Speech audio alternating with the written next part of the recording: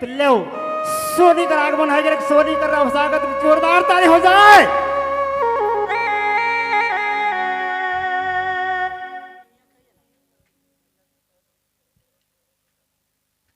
Miss सोनी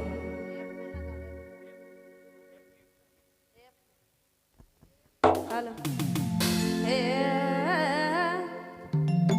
जतई भाई आवल माई बाप सब हमर बोले जमा जमा जो है हे रे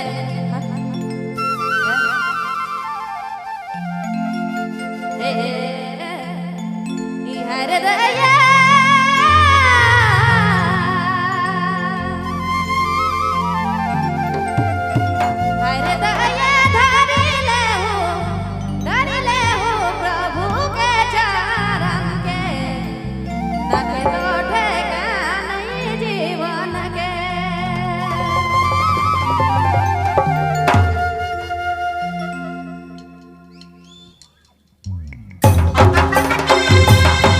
Rally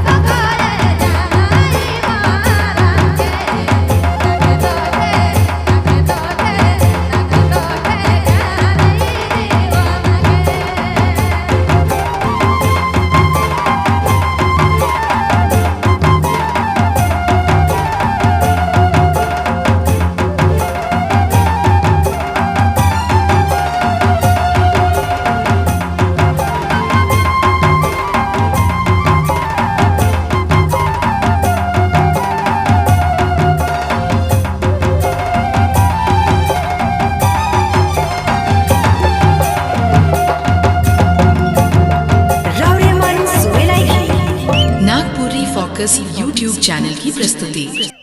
अगला गायिका के मंच में आमंत्रित कर जाती और हमार मनकर म्यूजिकल ग्रुप झुम्बी झारखंड म्यूजिकल ग्रुप गुमड़ा कर द्वारा प्रस्तुत कर जाते हैं और हमार मनकर साउंड भाई मन साथ देवत हैं आदित्य साउंड और मांझी और जितना भी दूर दराज से आवल गोतिया मन के हमारे इस जमगाई नागरी में बहुत बहुत तहे दिल से स्वागत है और हमार मनकर यूट्यूबर बाबू मन उनके भी हमारे मन तहे तहे दिल से धन्यवाद देवे चाहिए। और आप ले बहुत ही चर्चित नाम, बहुत ही सुरीला आवाज और बहुत ही जाने माने गायिका के हमारे बरोबर बीच में लाने की जात ही और तने कुन रोड से हम आग्रह करब कि तरह ताली कर कंजूसाई मत करब। मिस कुमारी सोनी कुमार जी आप को मंच में स्वागत है।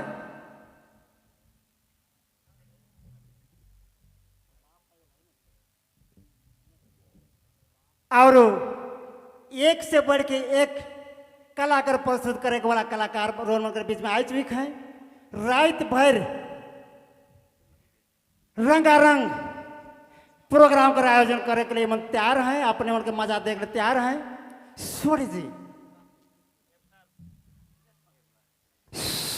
कुमारी सोनी श्रोताओं की बेसब्री से इंतजार को और ज्यादा टाइम लेने की कोशिश ना करें,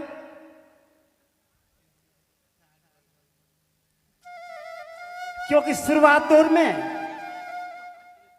जितना जल्दी हो सके श्रोताओं की मनोकामना को पूर्ण करने में सक्षम हो।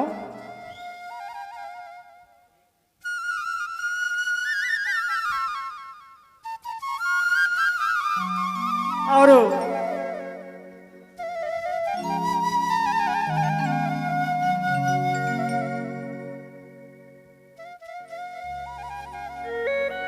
धीरे धीरे करके